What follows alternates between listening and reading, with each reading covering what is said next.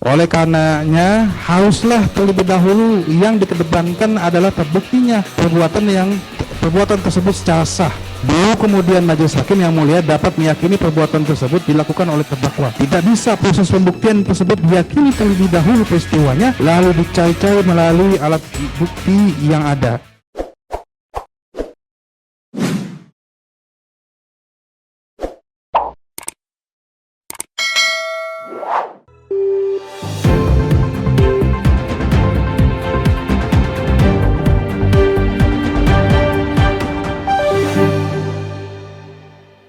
Kemudian dari penasihat hukum, nah ini perlu lagi juga diatur.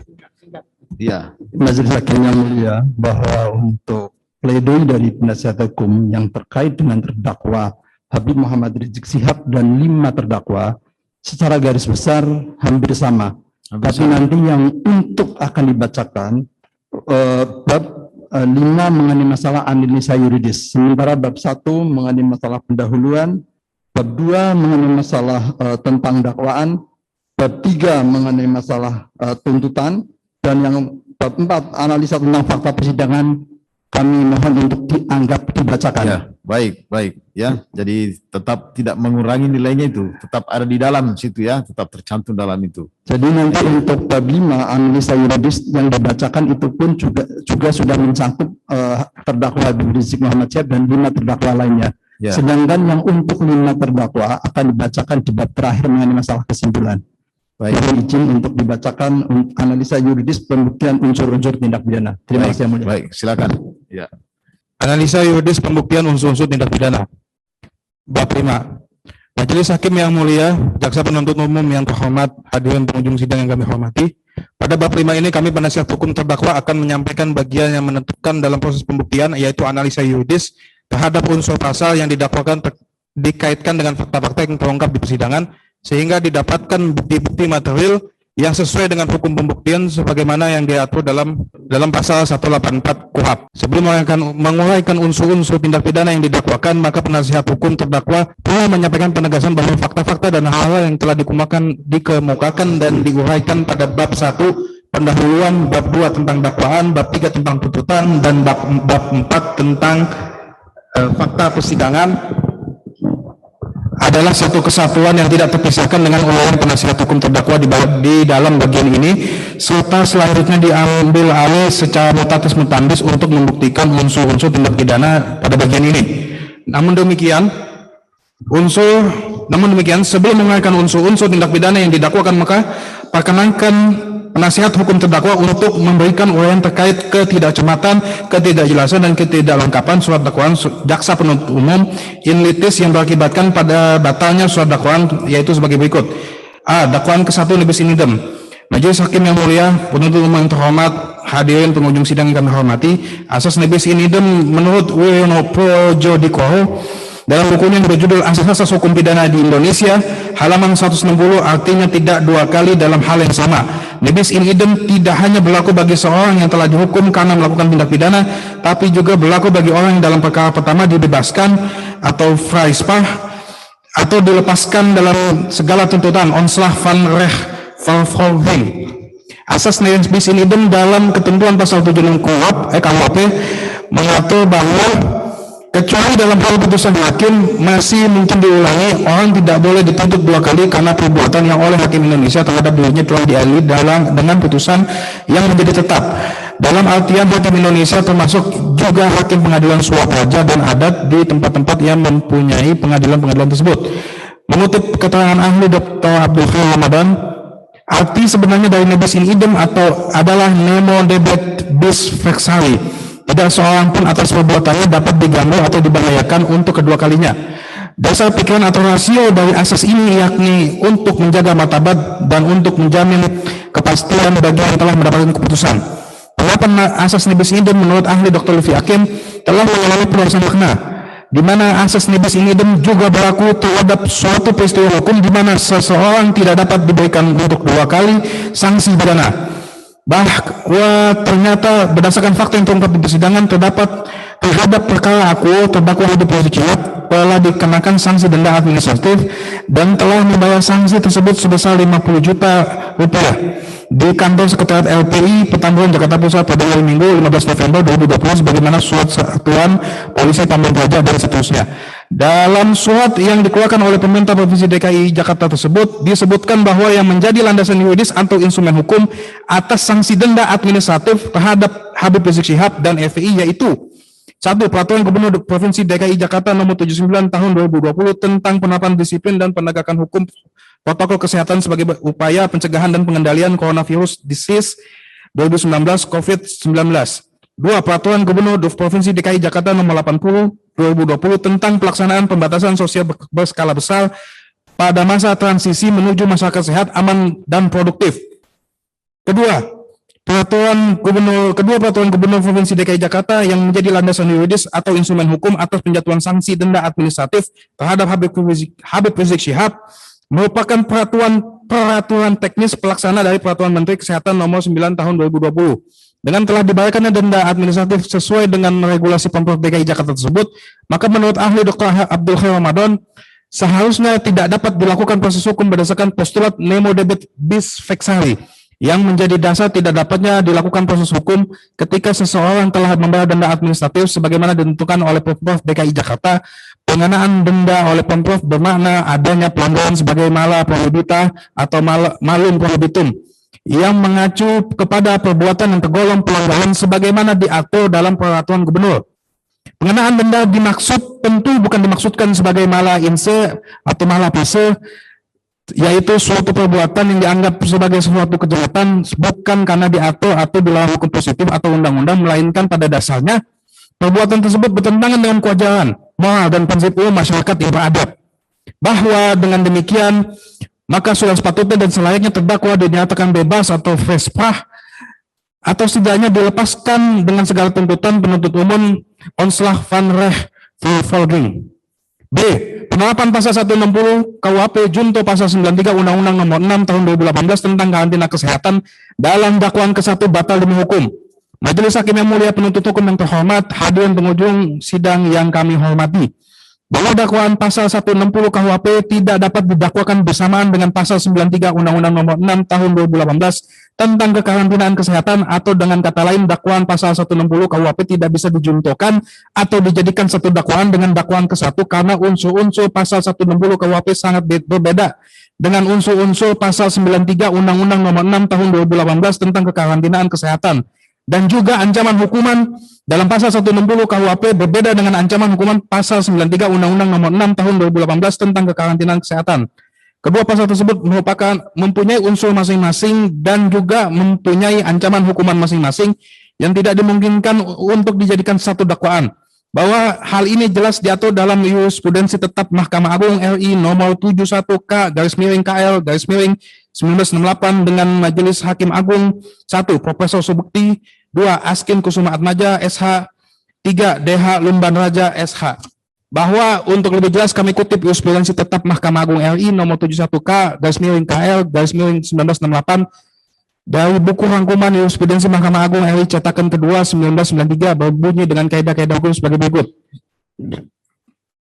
Suatu surat tuduhan tindak pidana yang dirumuskan pasal 368 KUHP bersama-sama unsur pasal penipuan 378 KUHP merupakan kesalahan yang sangat esensial yang menyebabkan tuduhan tersebut batal.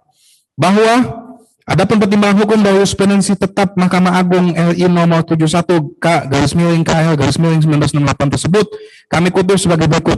Bahwa dalam tuduhan penel tidak jelas apakah yang dimaksud itu merupakan tindak pidana pemerasan dalam kurung pasal 368 KUHP atau merupakan tindak pidana penipuan dalam kurung pasal 378 KUHP. Karena dalam bagian pertama dari tuduhan primer dipergunakan perumusan undang-undang mengenai tindak pidana pemerasan, kemudian dipakai unsur-unsur dari penipuan sebagai material handling. Hal mana merupakan suatu kesalahan yang esensial yang menyebabkan tuduhan primer batal. Berdasarkan jurisprudensi tetap Mahkamah Agung RI nomor 71/KL/1968 tersebut di atas, maka kami simpulkan bahwa yang membuat surat dakwaan JPU tidak dibenarkan menggabungkan unsur-unsur delik pasal 160 KUHP dijuntokan dengan unsur-unsur delik pasal 93 Undang-Undang Nomor 6 Tahun 2018 tentang kekarantinaan kesehatan karena mengandung kesalahan yang sangat esensial dan karenanya menyebabkan dakwaan ke-1 JPU kabur atau tidak jelas obscure libel, sehingga surat dakwaan ke-1 JPU haruslah dibatalkan dan batal demi hukum karena tidak memenuhi syarat-syarat sebagaimana ditentukan pasal 143 ayat 2 KUHP. Selain terdapat pula pelarangan penggabungan dakwaan tindak pidana khusus digabungkan dengan tindak pidana umum.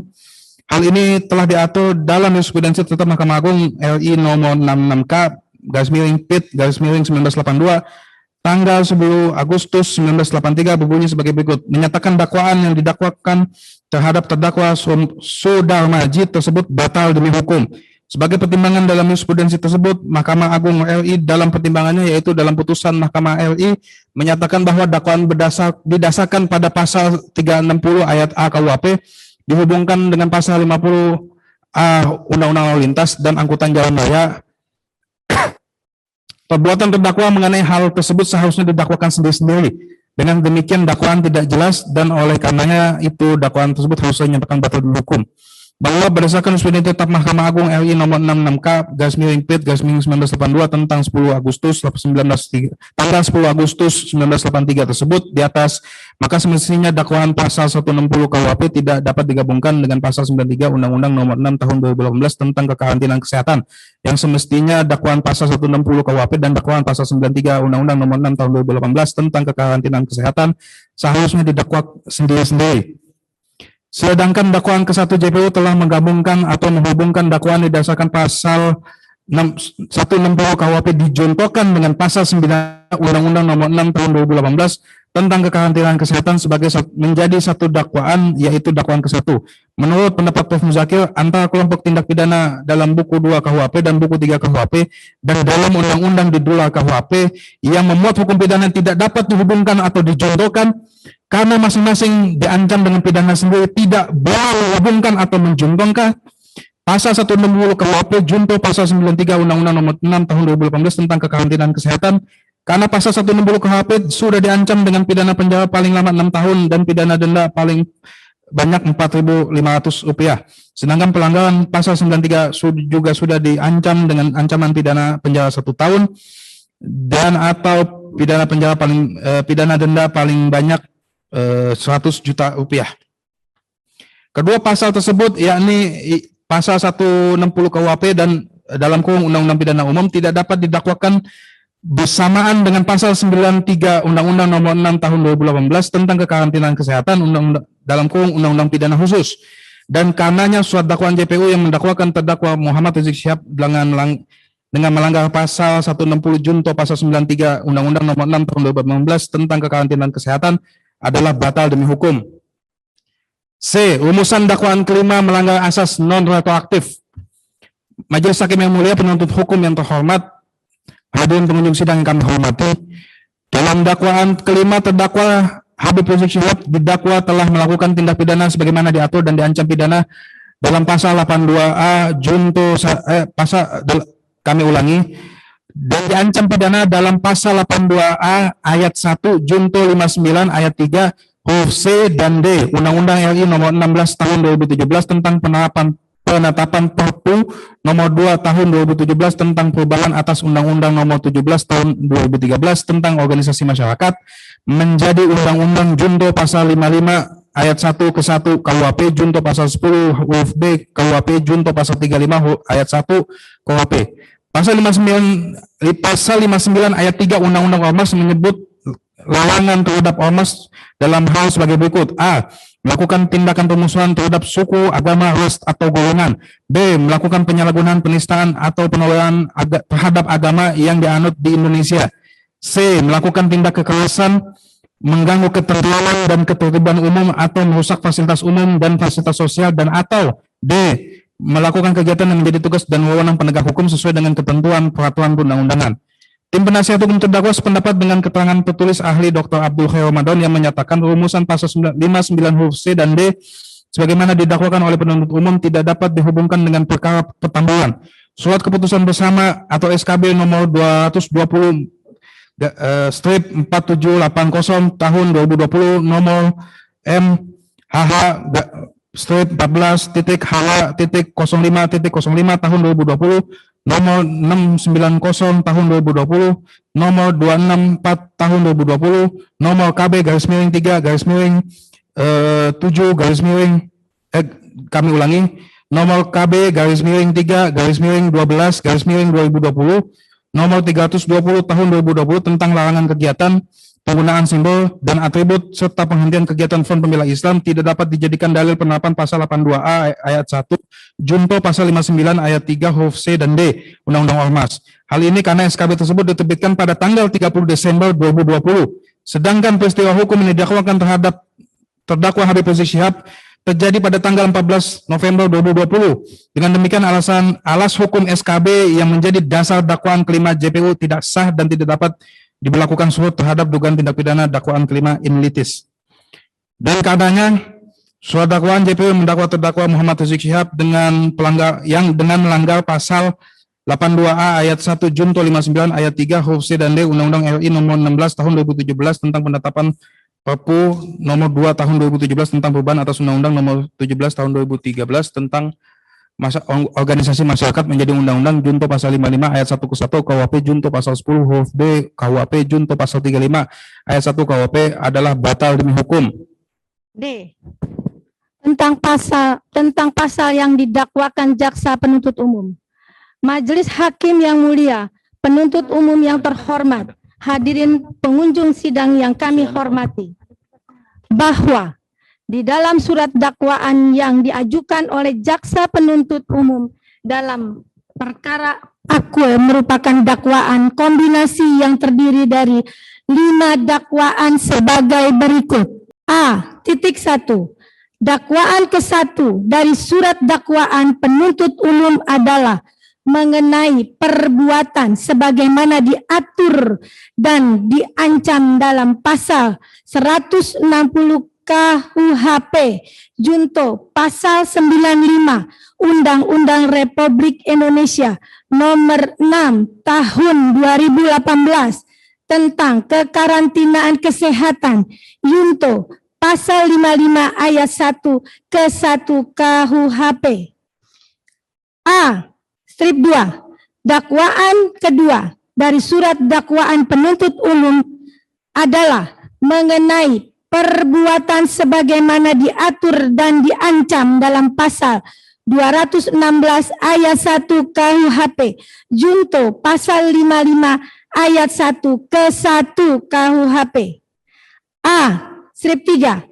Dakwaan ketiga dari surat dakwaan penuntut umum adalah mengenai perbuatan sebagaimana diatur dan diancam dalam pasal 93 Undang-Undang nomor 6 tahun 2018 tentang kekarantinaan kesehatan junto pasal 55 ayat 1 ke 1 KUHP. A4. Dakwaan keempat dan surat dakwaan penuntut umum adalah mengenai perbuatan sebagaimana diatur dan diancam dalam pasal 14 ayat 1 Undang-Undang Republik Indonesia nomor 4 tahun 1984 tentang wabah penyakit menular junto pasal 55 ayat 1 ke 1 KUHP. A5. Dakwaan kelima dari surat dakwaan penuntut umum adalah mengenai perbuatan sebagaimana diatur dan diancam dalam pasal 82 ayat 1 junto pasal 59 ayat 3 huruf C dan D Undang-Undang Republik Indonesia nomor 16 tahun 2017 tentang penetapan peraturan pemerintah pengganti Undang-Undang nomor 2 tahun 2017 tentang perubahan atas Undang-Undang nomor 17 2013 tentang organisasi kemasyarakatan menjadi Undang-Undang junto pasal 55 ayat 1 ke 1 KUHP junto pasal 10 huruf B KUHP junto pasal 35 ayat 1 KUHP.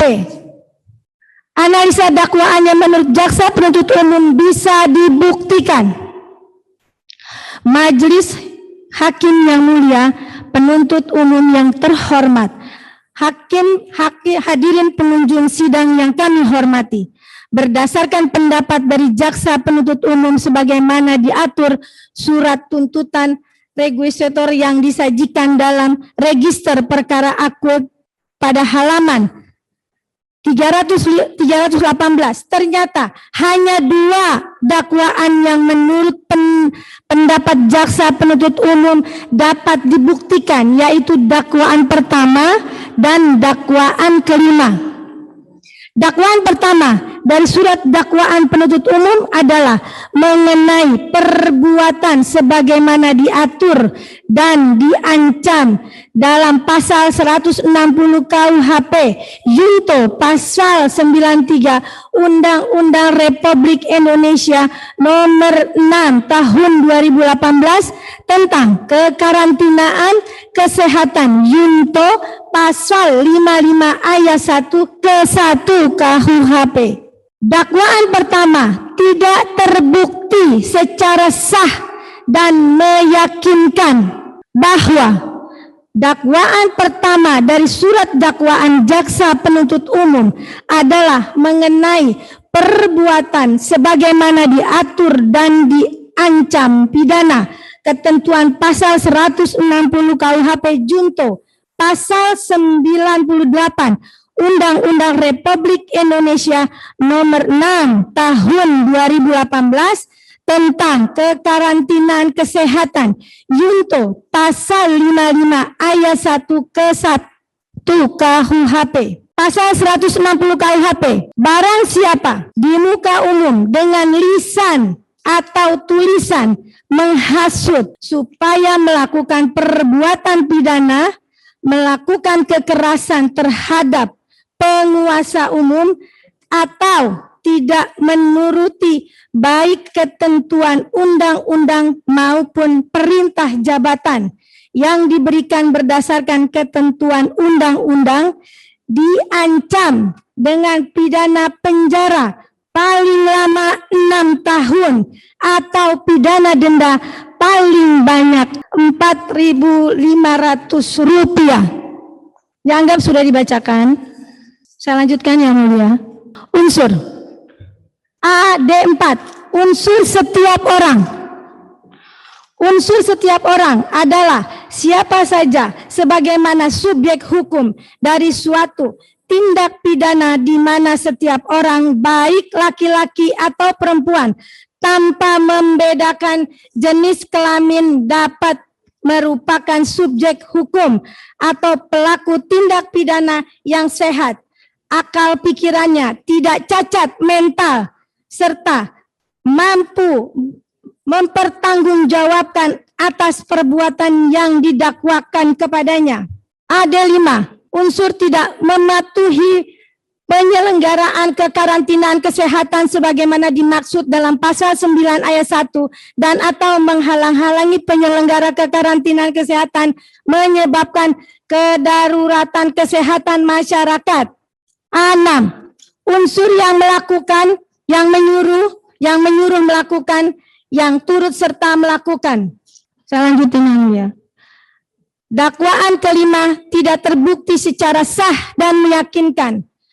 Majelis Hakim yang mulia, penuntut umum yang terhormat, hadirin pengunjung sidang yang kami hormati, bahwa dakwaan kelima dari surat dakwaan penuntut umum adalah mengenai perbuatan sebagaimana diatur dan diancam dalam pasal 82A ayat 1 Junto, pasal 59 ayat 3 huruf C dan D Undang-Undang Republik Indonesia nomor 16 tahun 2017 tentang penetapan peraturan pemerintah pengganti Undang-Undang nomor 2 tahun 2017 tentang perubahan atas Undang-Undang nomor 17 tahun 2013 tentang organisasi kemasyarakatan menjadi undang-undang. Junto pasal 55 ayat 1 ke 1 KUHP Junto pasal 10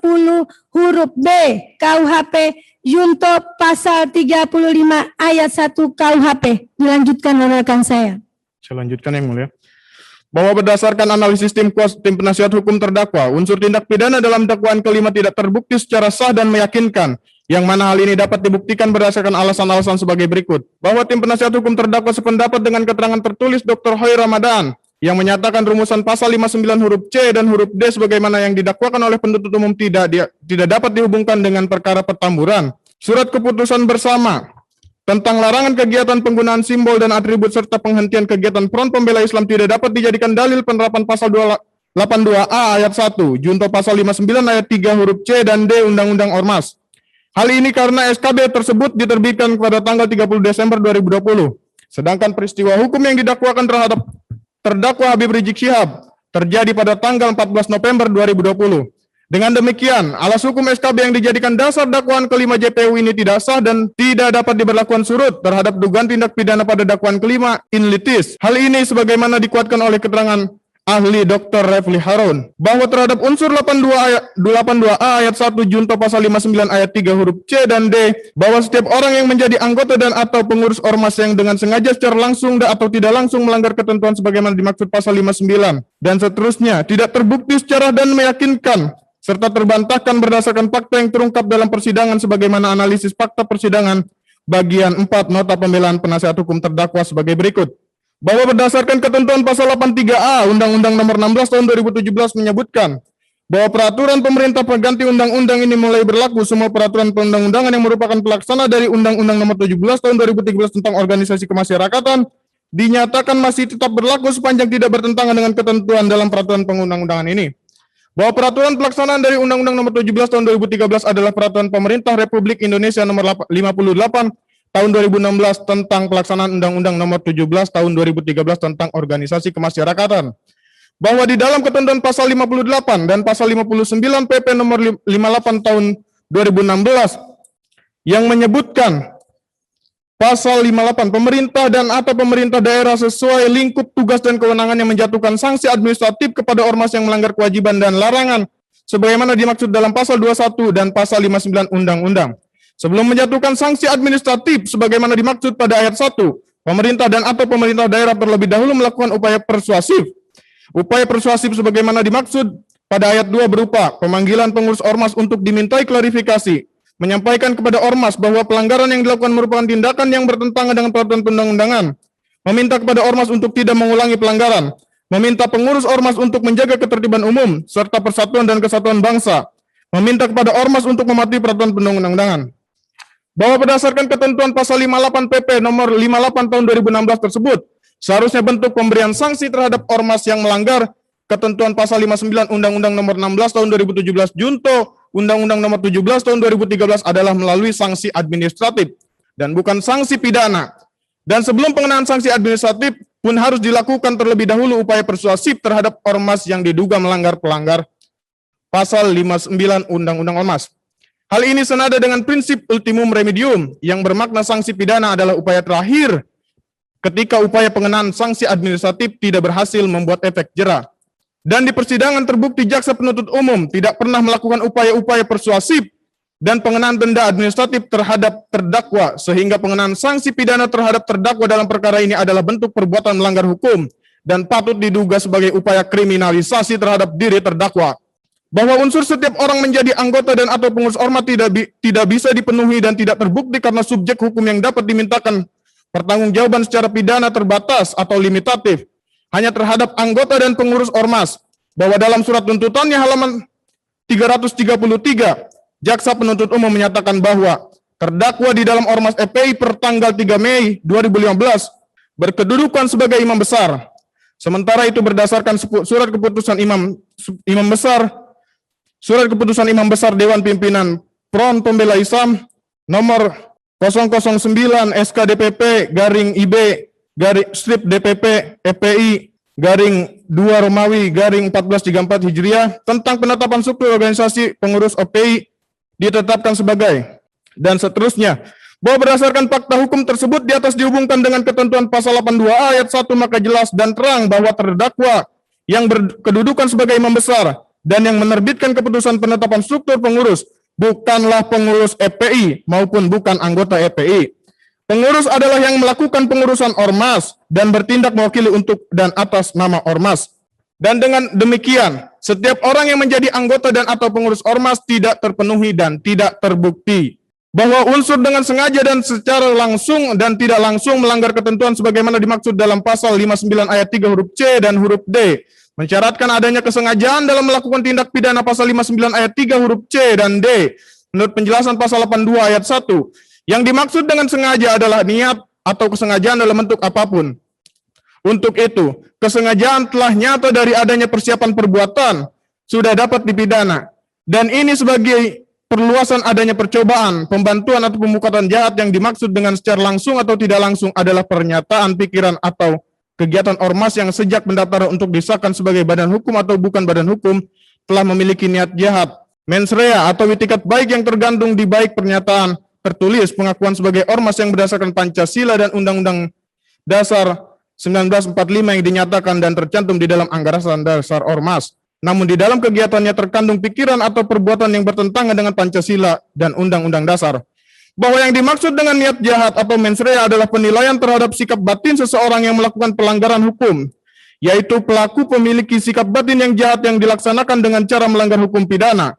Sikap batin yang jahat tersebut diwujudkan dalam bentuk perbuatan, maka perbuatan tersebut dilakukan secara sengaja untuk melakukan perbuatan pidana guna mencapai niat jahatnya. Berdasarkan fakta-fakta yang terungkap di persidangan, terbukti bahwa tidak. Berdasarkan fakta-fakta yang terungkap di persidangan, terbukti terdakwa tidak mempunyai niat jahat yang dapat dibuktikan sebagai berikut. 1. Tidak adanya perbuatan mencegah, menghalang-halangi atau menggagalkan petugas sebagaimana dikuatkan keterangan saksi Ferikson Tampu Bolon, yang merupakan Kasat Intel Kapolres Metro Jakarta Pusat. Heru Nopianto, Kapolres Metro Jakarta Pusat, Dr. Bayu Megantara, PNS Pemprov DKI ex Wali Kota Jakarta Pusat, Rustian, dan selanjutnya.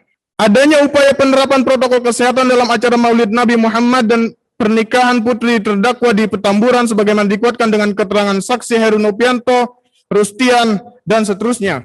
Tidak adanya perbuatan menghalangi pelaksanaan penanggulangan wabah sebagaimana dikuatkan dengan keterangan saksi Heru Nopianto, Rustian, Kurnianto, saksi Jeki Mareno, Bayu Megantara, dan seterusnya. Dengan demikian, unsur-unsur pasal 82 ayat 1 junto pasal 59 ayat 3 huruf C dan D tidak terpenuhi dan tidak terbukti secara sah dan meyakinkan bahwa terhadap tuntutan jaksa penuntut umum yang meminta untuk mencabut hak terdakwa dalam memegang jabatan dalam organisasi adalah bentuk pelanggaran hak konstitusional sebagaimana yang dimaksud dalam pasal 28E ayat 3 Undang-Undang 1945.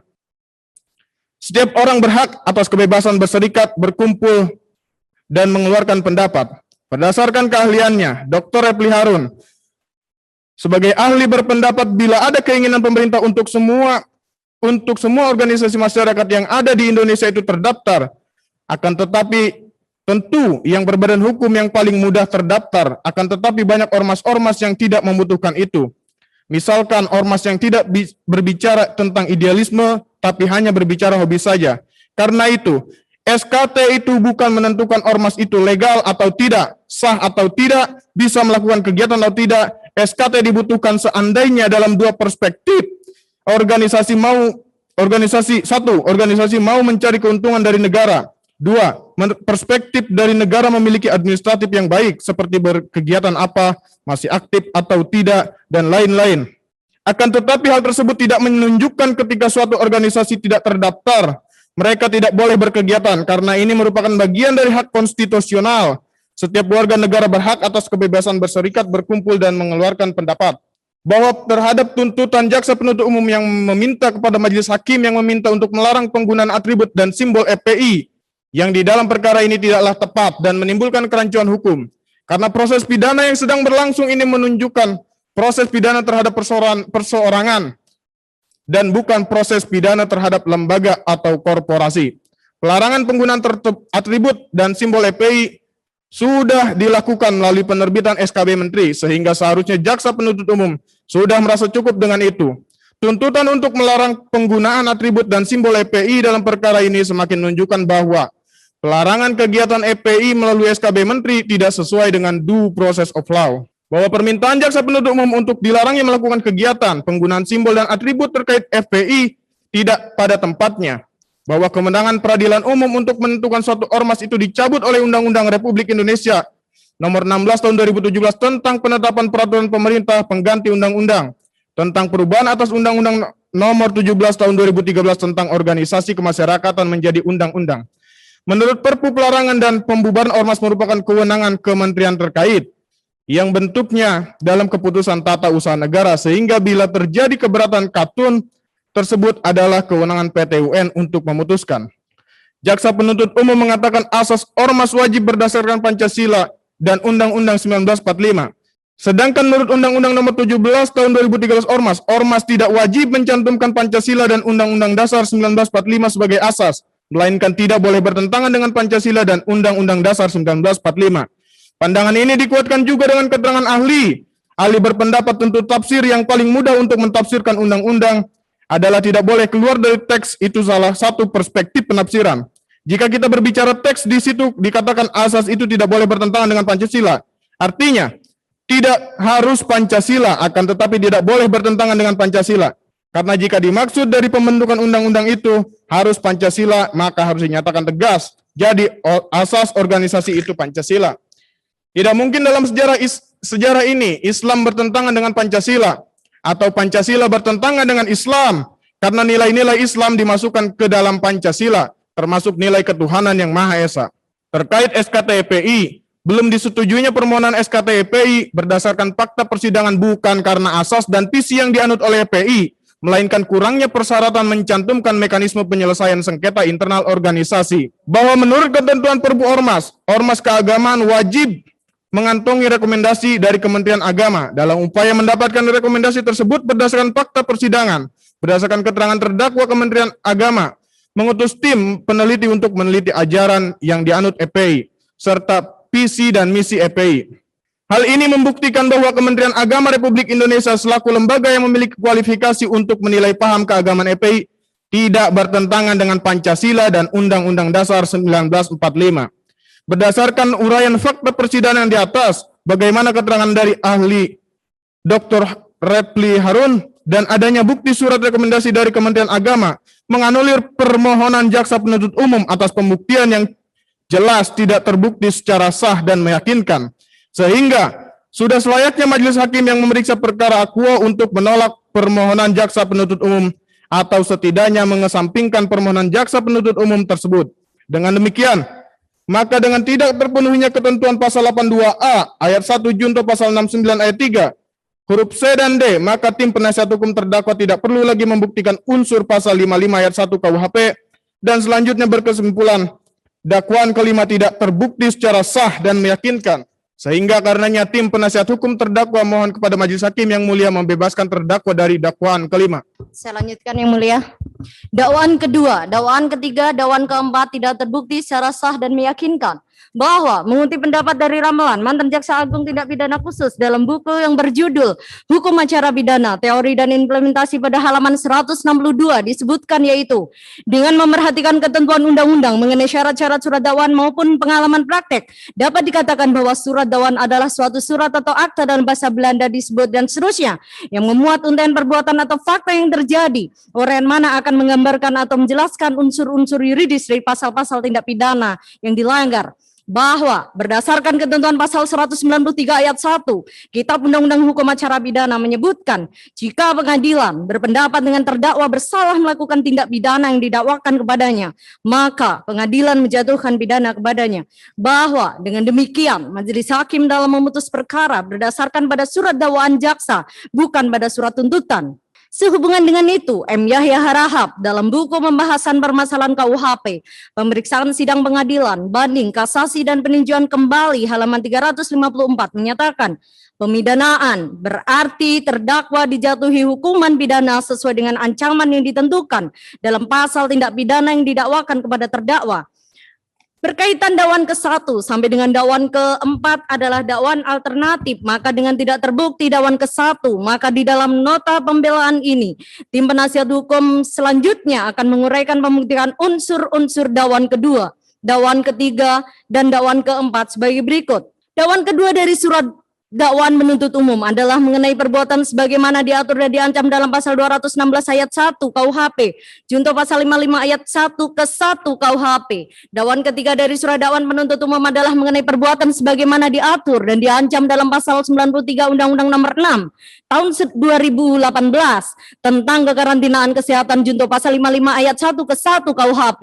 Dakwaan keempat dari surat dakwaan penuntut umum adalah mengenai perbuatan sebagaimana diatur dan diancam dalam pasal 14 ayat 1 Undang-Undang Republik Indonesia Nomor 4 tahun 1984 tentang wabah penyakit menular, junto pasal 55 ayat 1 ke 1 KUHP. 1. Dakwaan kedua. Dakwaan kedua dari surat dakwaan penuntut umum adalah mengenai perbuatan sebagaimana diatur dan diancam dalam pasal 216 ayat 1 KUHP, junto pasal 55 ayat 1 ke 1 KUHP. Pasal 216 secara lengkap menyebutkan dan seterusnya. Unsur pasal 216 ayat 1 KUHP. 1. Barang siapa.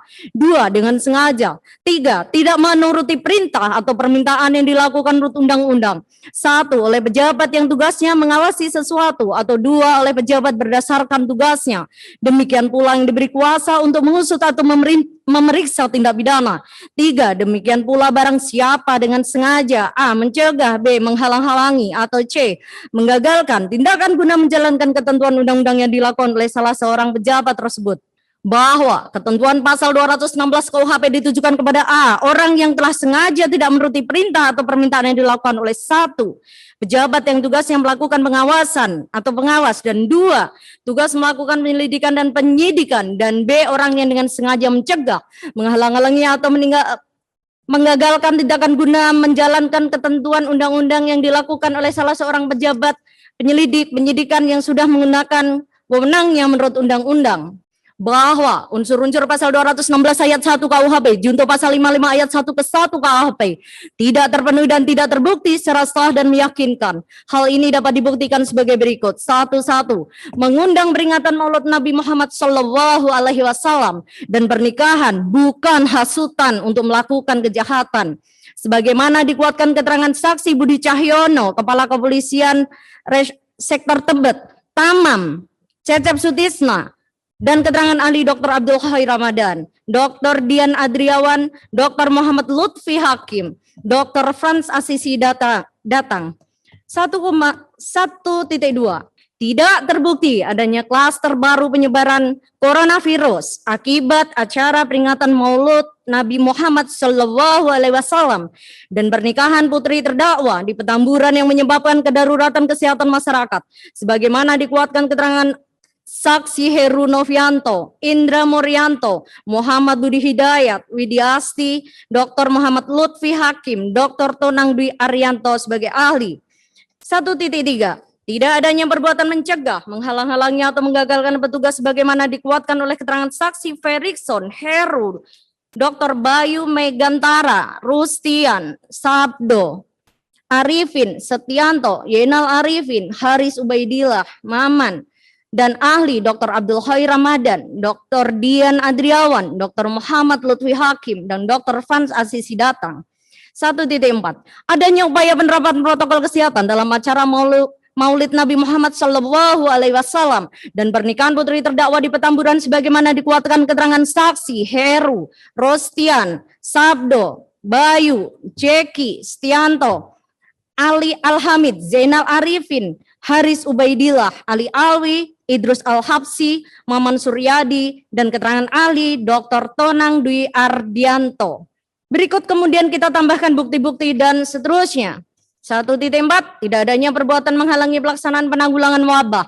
Sebagaimana dikuatkan keterangan saksi Heru, Rostian, Sabdo, saksi Jeki Mareno, Dr. Bayu Megantara, saksi Setianto, Ali Alhamid, Zainal Arifin, Haris Ubaidillah, Ali Alwi, Idrus Al-Habsi, Maman Suryadi, dan keterangan terdakwa dan juga surat berupa dan seterusnya. Tidak adanya larangan kegiatan suatu ormas dengan menggunakan logo, atribut, simbol, dan identitasnya meskipun ormas tersebut tidak terdaftar. Sebagaimana dikuatkan keterangan saksi Abda Ali dan keterangan ahli Dr. Refli Harun. 1.7. terdakwa dan DPP FPI telah memenuhi sanksi denda sehingga tidak perlu lagi mendapatkan sanksi pidana sebagaimana dikuatkan keterangan saksi Dr. Bayu Megantara, Dr. Andes Arifin, ahli dan ahli Dr. Abdul Hai Ramadan, ahli Dr. Refli Harun. 1.4 Surat dari pemerintah provinsi di Jakarta, Satuan Pamong Praja selaku Satgas COVID-19 dengan nomor dan seterusnya perihal pemberian sanksi denda administratif yang ditujukan kepada 1. Habib Muhammad Rizik Syihab selaku penyelenggara pernikahan. 2. Front Pembela Islam selaku panitia penyelenggara Maulid Nabi Muhammad Sallallahu Alaihi Wasallam. 1.9 Surat pemerintah provinsi daerah khusus ibu kota Jakarta, Badan Pengelolaan Keuangan Daerah, nota penerimaan denda.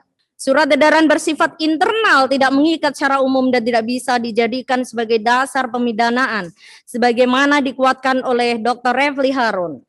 1.11 Pelanggaran terhadap protokol kesehatan bukan kejahatan, sebagaimana dikuatkan oleh keterangan Dr. Refli Harun. 1.12 bahwa dengan demikian maka terdakwa tidak terbukti dengan sengaja tidak menuruti perintah atau permintaan yang dilakukan menurut undang-undang oleh pejabat yang tugasnya mengawasi sesuatu atau yang tugasnya maupun diberi kuasa untuk mengusut atau memeriksa perbuatan pidana. Demikian pula barang siapa dengan sengaja mencegah, menghalang-halangi atau menggagalkan tindakan guna menjalankan ketentuan undang-undang yang dilakukan oleh salah satu pejabat tersebut sehingga selanjutnya, mohon dakwaan kedua dinyatakan tidak terpenuhi dan tidak terbukti secara sah dan meyakinkan, dan selanjutnya membebaskan terdakwa dari dakwaan kedua. Dakwaan ketiga, bahwa di dalam dakwaan ketiga jaksa penuntut memasukkan ketentuan pasal 93 Undang-Undang 6 tahun 2018 tentang kekarantinaan kesehatan yang menyebutkan 1. Setiap orang. 2. Tidak mematuhi penyelenggaraan kekarantinaan kesehatan sebagaimana dimaksud dalam pasal 9 ayat 1 dan atau menghalang-halangi dan seterusnya. Bahwa unsur-unsur pasal 93 di atas telah diuraikan dalam pembuktian dakwaan ke-1 dan telah dinyatakan tidak terpenuhi dan tidak terbukti. Untuk itu, uraian pasal 93 dakwaan ke-1 tidak akan diuraikan kembali dalam dakwaan ketiga ini, melainkan uraian tersebut diambil alih secara mutatis mutandis dalam dakwaan ketiga ini. Dan oleh karena salah satu unsur dalam dakwaan ini tidak terbukti, maka kami tidak perlu lagi membuktikan unsur-unsur pasal 55 ayat 1 ke-1 KUHP. Dengan demikian, unsur-unsur dakwaan ketiga tidak terpenuhi dan tidak terbukti secara sah dan meyakinkan, sehingga karenanya tim penasihat hukum terdakwa mohon kepada majelis hakim yang mulia membebaskan terdakwa dari dakwaan ketiga. 3. Dakwaan keempat. Dakwaan keempat dari surat dakwaan penuntut umum adalah mengenai perbuatan sebagaimana diatur dan diancam dalam pasal 14 ayat 1 Undang-Undang Republik Indonesia nomor 4 tahun 1984 tentang wabah penyakit menular Junto pasal 55 ayat 1 ke-1 KUHP. Pasal 14 ayat 1 ke-1 Undang-Undang nomor 4 tahun 1985 menyebutkan dan seterusnya bahwa unsur utama atau pokok dari pasal 14 ayat 1 ini adalah dengan sengaja menghalangi pelaksanaan penanggulangan wabah yang mana secara pokok telah dibuktikan di dalam uraian dakwaan ke-1 maupun dakwaan kedua dan telah dinyatakan tidak terpenuhi dan tidak terbukti telah melakukan. Untuk penasihat hukum tidak akan menguraikan kembali unsur-unsur pasal 14 ayat 1 sebagaimana dakwaan keempat melainkan uraian tersebut dalam dakwaan ke-1 dan dakwaan kedua diambil alih secara mutatis mutandis dalam dakwaan keempat ini. Dan oleh karena salah satu unsur dalam dakwaan ini tidak terbukti, maka kami tidak perlu lagi membuktikan unsur-unsur pasal 55 ayat 1 ke-1 KUHP. Dengan demikian, unsur-unsur dakwaan keempat tidak terpenuhi dan tidak terbukti secara sah dan meyakinkan, sehingga karenanya tim penasihat hukum terdakwa mohon kepada majelis hakim yang mulia membebaskan terdakwa dari dakwaan keempat. Kesimpulan, majelis hakim yang mulia, jaksa penuntut umum yang kami hormati, pengunjung sidang yang juga kami hormati, bahwa berdasarkan norma pasal 183 KUHP telah diatur secara jelas mengenai metode penjatuhan pidana, yaitu sekurang-kurangnya 2 alat bukti yang sah. Dan dari 2 alat bukti tersebut, majelis hakim memperoleh keyakinan bahwa tindak pidana tersebut benar-benar terjadi dan pelakunya adalah terdakwa. Oleh karena Karenanya haruslah terlebih dahulu yang dikedepankan adalah terbuktinya perbuatan tersebut secara sah. Baru kemudian majelis hakim yang mulia dapat meyakini perbuatan dilakukan oleh terdakwa. Tidak bisa proses pembuktian tersebut diyakini terlebih dahulu peristiwanya, lalu dicari melalui alat bukti yang ada. Penting juga untuk kita jadikan pedoman bahwa pembuktian dengan menggunakan alat bukti tersebut haruslah diperoleh dengan cara yang sah. Apabila alat bukti tersebut diajukan oleh JPU tanpa melalui proses yang sah, artinya tidak sesuai dengan ketentuan undang-undang. Maka hal tersebut berarti alat bukti yang tidak sah sehingga tidak dapat dijadikan dasar dalam memutuskan pidana. Dari penjelasan kami pada bab terdahulu, telah terang dan jelas bahwa baik dari alat bukti keterangan saksi, alat bukti keterangan ahli, alat bukti surat, petunjuk maupun keterangan terdakwa, tidak ada satupun alat bukti tersebut yang membuktikan bahwa telah terjadi tindak pidana penghasutan dalam perkara akul. Dan oleh karena alat bukti yang terungkap di persidangan tidak mampu membuktikan peristiwa pidana, maka sudah tentu tidak dapat diyakini kebenarannya bahwa telah terjadi tindak pidana yang dilakukan oleh terdakwa Moh Rizik alias Habib Muhammad Rizik Syihab. Berdasarkan uraian yang telah kami sampaikan dari bab 1 sampai dengan bab 6, kami selaku penasihat hukum terdakwa sampai pada kesimpulan dan memohon kepada majelis hakim yang mulia agar berkenan memberikan putusan dalam perkara ini, yaitu sebagai berikut. 1. Menyatakan terdakwa Moh Rizik alias Habib Muhammad Rizik Syihab tidak terbukti secara sah dan meyakinkan bersalah melakukan tindak pidana sebagaimana didakwakan penuntut umum dalam dakwaan ke-1, dakwaan kedua, dakwaan ketiga, dakwaan keempat, dan dakwaan kelima. 2. Membebaskan terdakwa Moh Rizik alias Habib Muhammad Rizik Syihab, oleh karena itu dibebaskan dari segala dakwaan. 3. Memerintahkan terdakwa Moh Rizik alias Habib Muhammad Rizik Syihab segera dibebaskan dari tahanan. 4. Memulihkan hak-hak terdakwa Moh Rizik alias Habib Muhammad Rizik Syihab dalam kemampuan, kedudukan, harkat, serta martabatnya. 5. Menetapkan bukti-bukti surat yang menjadi lampiran pembelaan terdakwa dan penasihat hukum terdakwa tetap terlampir dalam berkas perkara. 6. Membebankan biaya perkara kepada negara, atau apabila majelis hakim yang mulia berpendapat lain, mohon putusan yang seadil-adilnya. Semoga Allah Azza wa Jalla menuntun hakim untuk memutus perkara ini dengan seadil-adilnya. Jakarta, 20 Mei 2021, hormat kami, tim advokasi Habib Rizik Syihab, Dr. Sulistyowati SHMH, Sugito Atmo Prawiro SHMH, Ahmad Mihdan SH, Aziz Yanuar SHMH, MM, Ahmad Khalid SH, An-Nur Kumar SH, Ali Alatas SH, Sumadi Atmaja SH, Heri Arianto SHMH, Dede Agung Wardana SH, Soraya SH, Kamil Pasa SH, Oman Semantri SH, Ahmad Ardiansyah SH, Hujatul Baihaqi SH, Dwi Heriadi SH. Demikian yang mulia kami bacakan dari pledoi 221. Terima kasih. Majelis Hakim yang mulia, masih ada kesimpulan yang akan dibacakan, hanya untuk kesimpulan saja untuk 5 terdakwa, karena berbeda dengan kesimpulan yang Habib Muhammad Rizik Syihab. Yang pertama. Yang kedua, mohon izin sekali lagi bahwa dari keluarga terdakwa ada yang mengantar makanan untuk bisa masuk kembali, karena untuk makan nanti malam. Mohon dibantu dengan Humas PN Jakarta. Ya, kita selesaikan dulu menjawabnya ya. Pembelaan baru replik, kita selesaikan dulu ya. Bab 6 kesimpulan. Majelis Hakim yang mulia, jaksa penuntut umum yang kami hormati, pengunjung sidang yang kami hormati, bahwa berdasarkan norma pasal 183 KUHP telah diatur secara jelas mengenai metode penjatuhan pidana, yaitu sekurang-kurangnya 2 alat bukti yang sah, dan dari 2 alat bukti tersebut majelis hakim memperoleh keyakinan bahwa tindak pidana tersebut benar-benar terjadi dan pelakunya adalah para terdakwa. Oleh karenanya haruslah terlebih dahulu yang dikedepankan adalah terbuktinya perbuatan tersebut secara sah. Baru kemudian majelis hakim yang mulia dapat meyakini perbuatan tersebut dilakukan oleh terdakwa. Tidak bisa proses pembuktian tersebut diyakini terlebih dahulu peristiwanya lalu dicari-cari melalui alat bukti yang ada.